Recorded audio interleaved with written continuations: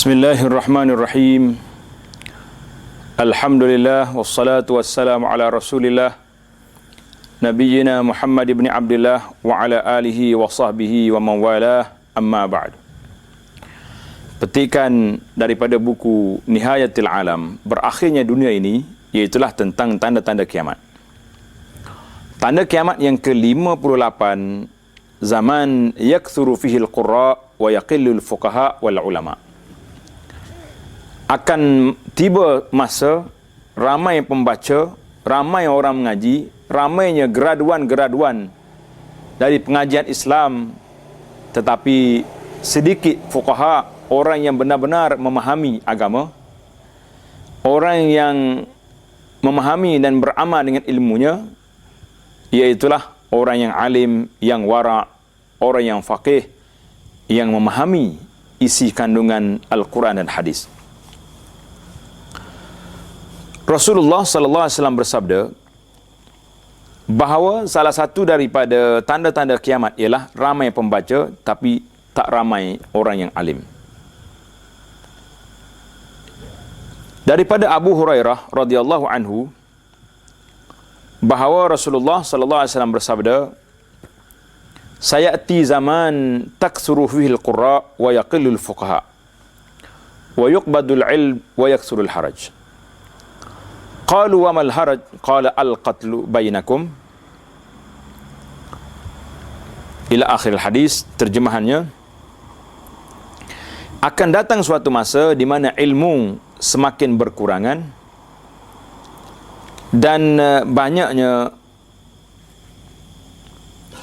akan datang suatu masa taksuruhu fil qurra, ramai para pembaca, orang pembaca ramai, wa yaqillul fuqaha, dan sedikit orang yang faqih. Yuqbadul ilm, ilmu akan berkurangan.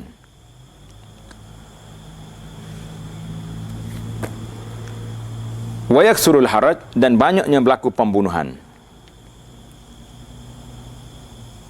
Sahabat bertanya, apakah al-haraj itu ya Rasulullah? Nabi sallallahu alaihi wasallam menjawab, al-qatlu bainakum. Iaitulah peperangan yang berlaku di antara kamu.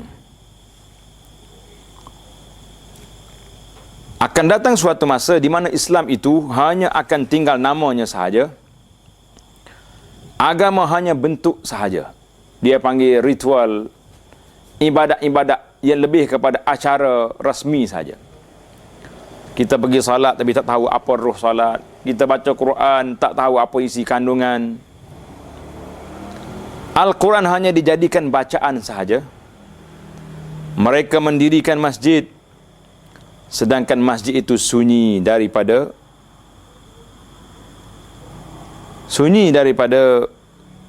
zikir, menyebut nama Allah. Orang yang paling buruk pada zaman itu ialah para ulama. Dari mereka akan timbul fitnah, dan fitnah itu akan kembali kepada mereka juga. Dan kesemua yang tersebut adalah tanda-tanda kiamat.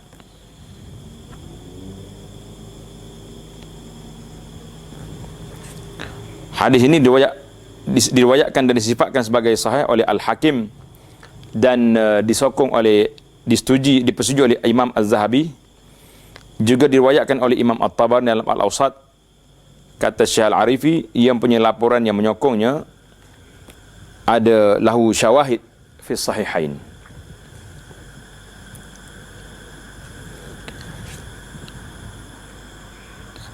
Keadaan akan menjadi lebih buruk lagi apabila ilmu ditarik balik dengan kematian para ulama yang amilin, ar-rabbaniyin. Apabila tiada lagi orang alim yang tinggal, orang ramai akan mengangkat pemimpin-pemimpin yang jahil, yang akan ditanya soalan dan memberi hukum hakam tanpa ilmu. Mereka akan sesat dan menyesatkan orang lain. Ini yang kita bimbang. Hari ini memang telah berlaku dah. Memang berlaku.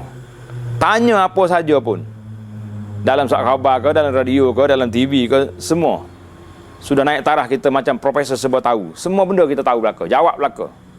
Yang tak tahu pun jawab juga. Yang penting nak jawab. Jadi panel tu panel ni, dalam bank lah, dalam itu, sedangkan dia bukan ahli pun dalam perkara yang tersebut. Ini yang sangat-sangat menakutkan. Dalam hadis yang lain, Abdullah bin Amr radhiyallahu anhu berkata bahawa Rasulullah sallallahu alaihi wasallam bersabda, Inna Allah azza wa jalla la yaqbidul ilma intiza'an yantazi'u minan nas ila akhirih. Sesungguhnya Allah tidak akan mencabut, mengangkat ilmu dari umat manusia begitu saja. Tetapi Allah mencabutnya dengan cara mematikan para ulama, sehingga manakala benar-benar sudah tidak ada lagi seorang pun yang berilmu, maka manusia mengangkat para pemimpin yang jahil. Para pemimpin itu ditanya, mereka pun beri fatwa tanpa ilmu. Dengan demikian mereka sesat dan menyesatkan. Hadis ini muttafaqun alaih dalam Bukhari dan Muslim. Apa yang dimaksudkan dengan menarik balik ilmu dalam hadis yang tersebut di atas, bukannya memadamkan ilmu daripada mereka yang mengetahui, tetapi apa yang dimaksudkan ialah pembawa ilmu akan meninggal dunia, dan orang ramai akan merujuk pada orang yang jahil, yang akan memutuskan hukum-hukum berdasarkan kejahilan mereka. Mereka ini akan sesat dan akan menyesatkan orang lain. Dalam masa 10 tahun yang lepas, umat Islam telah kehilangan beberapa tokoh ulama-ulama yang besar yang memainkan peranan penting dalam menyampaikan ilmu. Dan sampai hari ini pun kita lihat seorang demi seorang ulama-ulama rabbaniyin yang meninggal dunia. Sesiapa yang memikirkan keadaan umat Islam hari ini akan nampak ramai orang dan pemuda-pemuda berlomba-lomba memerdukan suara mereka ketika membaca Quran, menghafalnya dengan suara merdu, sedangkan mereka mengabaikan mencari ilmu berkaitan dengan Islam dan berusaha untuk memahami hukum-hukum syariah. Jika anda bertanya kepada salah seorang daripada mereka satu isu tentang bersuci atau sujud sahwi, anda akan dapati yang mereka tidak tahu apa-apa mengenainya. Allahu Akbar. Inilah yang kita lihat hari ini. Nak tahu, coba buat interview pelajar-pelajar, graduan-graduan yang tamat daripada pengajian Islamic study. Ingat ke tak ingat rukun salat? Ingat ke tidak apa cara-cara nak berwuduk? Mengikut apa yang diajar oleh Nabi sallallahu alaihi wasallam, kita agak sukar untuk mendapat jawapan daripada mereka. Memang benar, memang tepat sekali apa yang disebut oleh Nabi sallallahu alaihi wasallam ini cukup menakutkan kita kerana fuqaha tidak ramai. Kata ulama disebut dengan nama faqih itu iaitu orang alim, abid, al-wara'. Orang alim ada ilmunya, yang kuat ibadatnya, warak daripada melakukan perkara-perkara yang haram jauh sama sekali, yang syubhat pun mereka jauh daripada itu. Ini yang menunjukkan bahawa sukar untuk kita mendapat ulama sedemikian. Hari ini kita ramai pakar-pakar, pakar tu, pakar ni, tapi nak tengok amalan mereka dengan Islam, subhanallahil azim. Kadang-kadang kita lihat orang yang berjawatan tinggi dalam agama, dalam negeri, tapi bila tengok mereka berjalan dengan keluarga, subhanallah, tidak ada beza keluarga mereka duduk makan di meja ini dengan keluarga apek yang duduk makan di sebelah. Na'udzubillah. Ini yang sangat menakutkan kita. Di mana ilmu yang mereka miliki? Kenapa tidak turun dalam hati mereka untuk beramal dengan ilmu yang ada ini? Hari ini cukup menakutkan kita.